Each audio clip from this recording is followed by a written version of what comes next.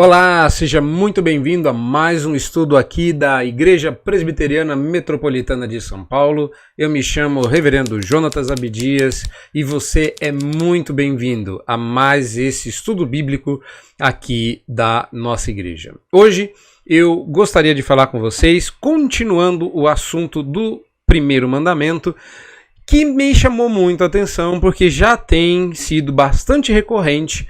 Eu tenho estranhado esse tipo de vocabulário e eu começo a notar que as pessoas estão adotando essa nova maneira de agradecer. #gratidão.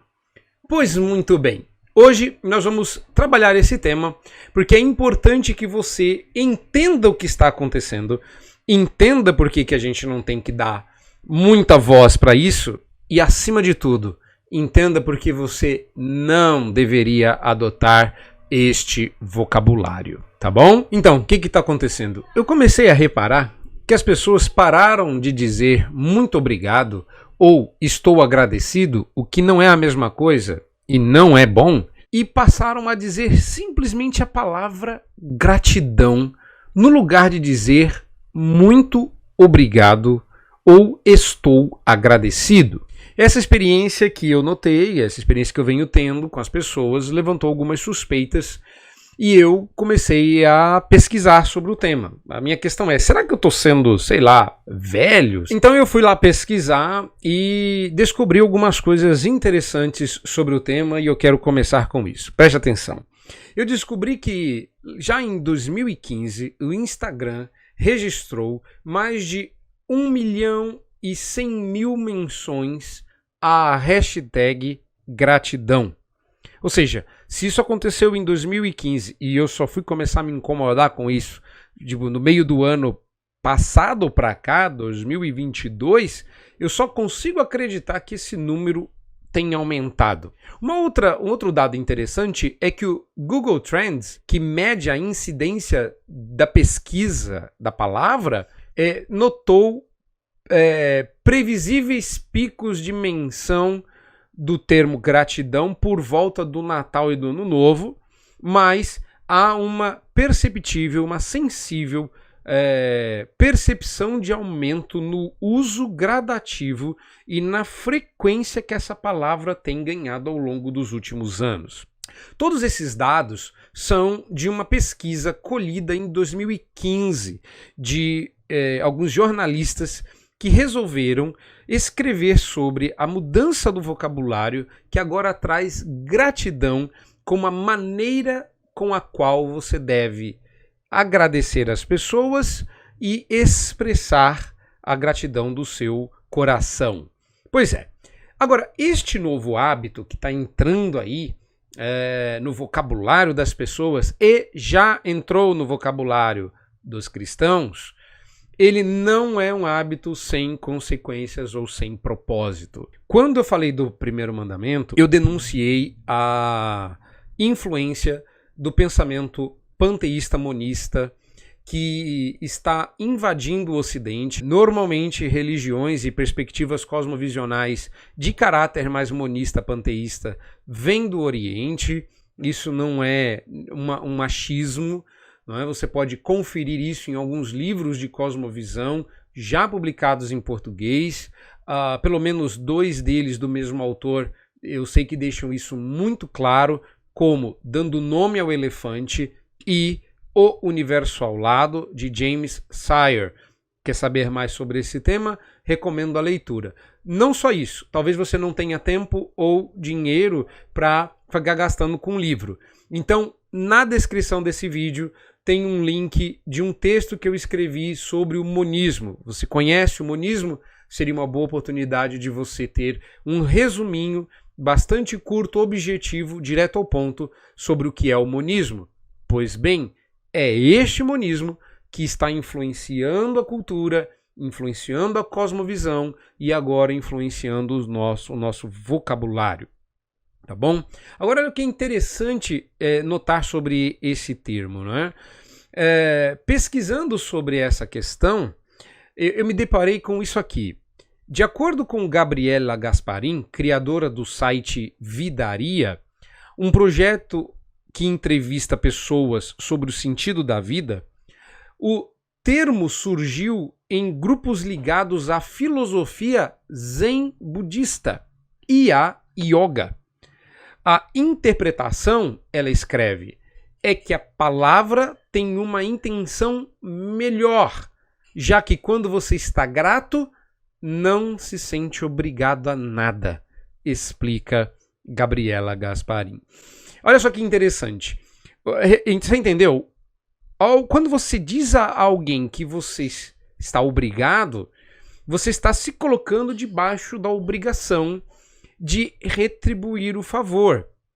Isso se deve ao que Tomás de Aquino escreveu sobre os 3 níveis da gratidão.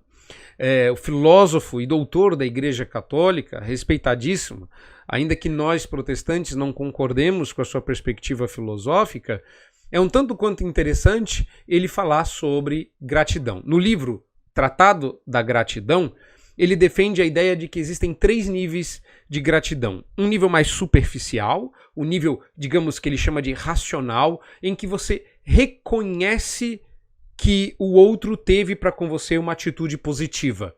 É a maneira, por exemplo, como se agradece em inglês, em que você apenas está dizendo que percebeu a atitude positiva do outro em relação a você e que você entendeu o processo.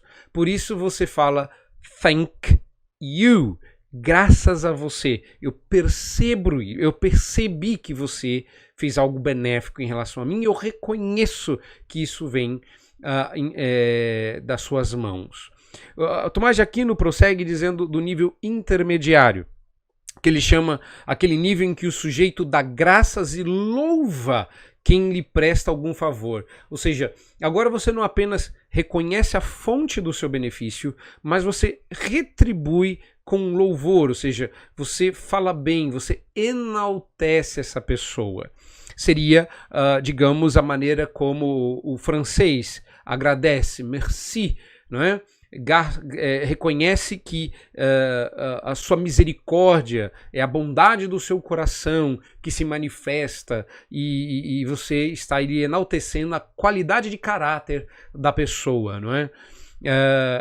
Agora, no nível mais profundo, como ele coloca, é quando o sujeito se compromete com a pessoa que lhe faz o favor ou a boa atitude, que seria o nível vincular, o nível em que as pessoas se vinculam.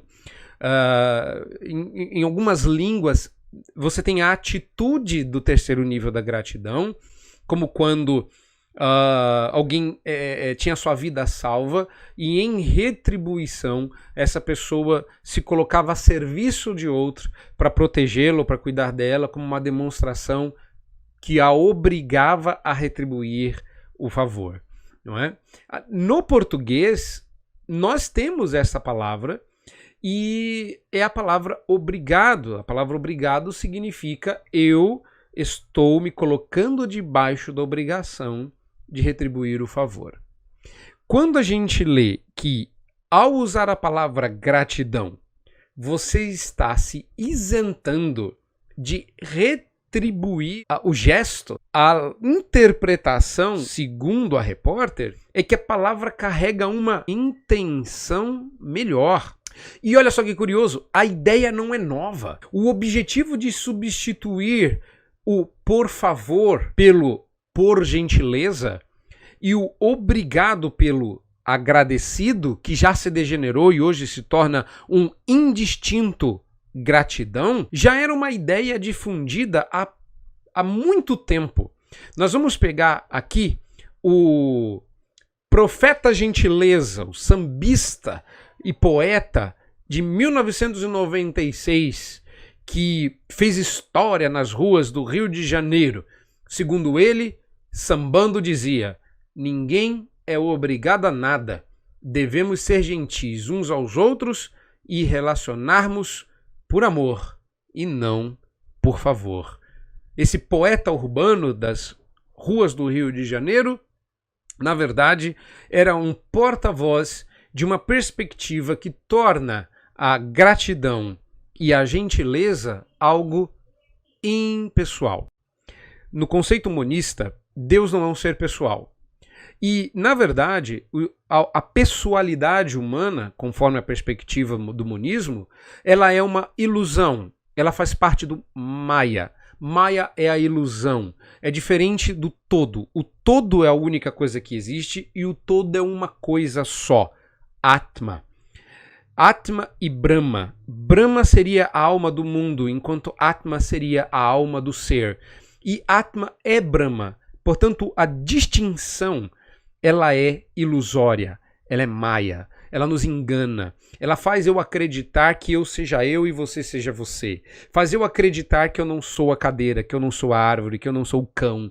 Essa ideia de que somos todos um e a mesma coisa vem do monismo panteísta oriental. E o resultado disso? Quando eu assimilo uma linguagem onde o eu é anulado, então eu me conecto com o todo e algumas coisas têm, digamos, implicações.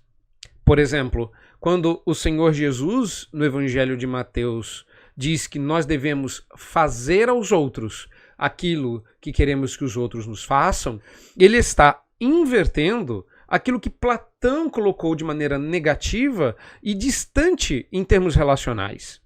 Quando Platão diz que o princípio da justiça seria não fazer aos outros aquilo que nós não queremos que os outros nos façam, ele estava colocando em termos negativos uma remissão. Ou seja, é claro que ele estava falando de um ponto de vista moral e esqueceu de qualificar que o que ele não quer que os outros nos façam é algo de ruim. Mas quando Jesus coloca isso dentro da esfera do amor, que é outra virtude ética, ele está dizendo que nós devemos ser ativos, que nós devemos ser e até proativos em fazer algo de bom, porque isso ecoa de volta em uma atitude de gratidão. Veja bem, uma atitude de gratidão é neutra até que alguém a encarne, até que alguém a pessoalize.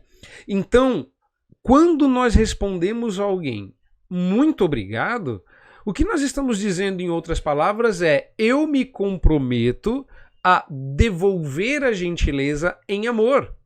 Agora, se você disser que gratidão carrega uma intenção melhor, você está colocando ela em um grau ético superior. Ou seja, é inferior e, portanto, pior se sentir obrigado a retribuir o favor. O que eu acho curioso é que a pessoa quer agradecer ao universo as coisas boas que ela recebe dele, mas ela não quer retribuir a gentileza que recebeu de alguém. E sabe por quê? Porque o universo é impessoal. Retribuindo ou não, ele não cobra. Mas as pessoas ficam chateadas. As pessoas criam expectativas. E talvez a coisa mais terrível ainda, elas criam vínculos. Então o que as pessoas não querem? Vincular-se umas às outras. Elas querem ter o relacionamento que pedras têm entre si. Nenhum. Elas querem ter relacionamentos que árvores têm entre si num mesmo bosque. Nenhum. Talvez conectadas por um ecossistema impessoal que as liga de maneira cósmica, mas não as vincula de maneira pessoal e social. Veja, quando a gente ecoa, reverbera, repete e diz uns aos outros, ao invés de muito obrigado, ou seja, eu estou muito obrigado a te retribuir a gentileza, eu me coloco debaixo desta obrigação, e você diz gratidão, você não tem um sujeito nessa frase, você não tem alguém para praticar um verbo, porque não há um verbo. Não há um verbo. Não existe uma obrigação, existe apenas gratidão. Ninguém está, de fato, sendo grato. Há um clima, uma esfera, há uma gratidão no ar que ou eu pego para mim e, ok, ele me agradeceu, ou ela vai ficar boiando no mar do nada, enquanto essa pessoa sai leve e desobrigada. Onde que eu quero chegar? Como cristãos, nós vivemos em uma comunidade chamada igreja. O que é igreja? Igreja é a reunião dos eleitos chamados por Deus para serem salvos e, por isso, tornados uns irmãos dos outros pela paternidade comum. Deus se torna o pai dos crentes e, portanto, os crentes se tornam irmãos uns dos outros. Numa igreja, nós somos obrigados a cuidar uns dos outros. Na igreja, nós temos laços. Na igreja, nós nos importamos com a maneira como nós vivemos, porque somos estimulados, como escreve o autor aos Hebreus, a estimularmos uns aos outros às boas obras. Quando a gente diz #gratidão, nós não estamos nos estimulando ao amor e às boas obras. Nós estamos nos isentando de fazer algo que é nossa obrigação. Portanto, fuja disso. Não abrace esse costume. Diga com toda convicção muito obrigado. Porque mesmo que você diga gracias, muitas gracias, que sejam dadas muitos louvores ou graças a ti, isso ainda não te obriga a retribuir o favor. Em que língua for, mesmo que a língua não verbalize isso, é importante que a gente se coloque em uma situação vincular. O Senhor espera isso de nós, como seus filhos. Espera que a gente retribua. E uma coisa curiosa, o mundo já não espera mais que a gente retribua a gentileza. O mundo não espera mais um universo de gentilezas. Isso faz parte de um projeto, creio eu, de tornar a humanidade menos humana. E por fim, a coisa mais perigosa, ao despessoalizar a gratidão, fazendo com que não exista um sujeito que se sinta obrigado, o eu e a pessoalidade morrem no mar da indistinção. Qual que é o grande perigo disso? Esquecer que o eu humano é a imagem e semelhança do eu divino. A nossa pessoalidade, ela é derivada e ela deriva do Deus pessoal que nós adoramos. De modo que quando a gente não leva isso em consideração, nós não estamos ecoando ou colocando numa linguagem que eu até prefiro, a gente tem que expressar quem somos, porque nesta expressão expressamos quem Deus é. Deus é um ser pessoal. Nós somos seres pessoais.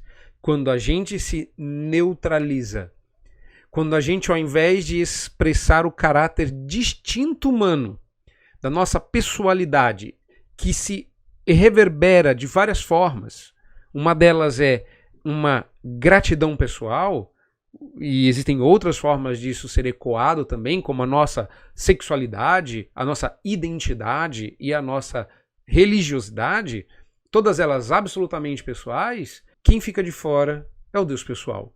Como um mundo vai acreditar num Deus pessoal se a imagem e semelhança dele já não tem mais pessoalidade? Como falar de um Deus que se importou pessoal e individualmente com quem amou, ao ponto de enviar o seu próprio filho para salvá-los, se não existe pessoalidade nos salvos? Portanto, resista. E o primeiro lugar que a gente tem que resistir é dentro do coração, de onde flui a nossa racionalidade, de onde fluem as nossas emoções, de onde fluem a nossa vontade. Resista, porque quando você cede num ponto pequeno, nós deixamos de anunciar o evangelho nas mínimas coisas. Deus abençoe, vejo você na próxima e que o Senhor te proteja. Muito obrigado por assistir esse vídeo. Se você gostou, se você foi abençoado, comenta, mas comenta de verdade, porque o YouTube precisa saber que isso aqui é relevante para poder levar para outras pessoas. Aproveita, se você não é inscrito, se inscreve no canal e dá aquela clicada no sininho para você não perder nenhuma das novidades que sair aqui no canal da igreja. Deus abençoe, até a próxima. Tchau, tchau.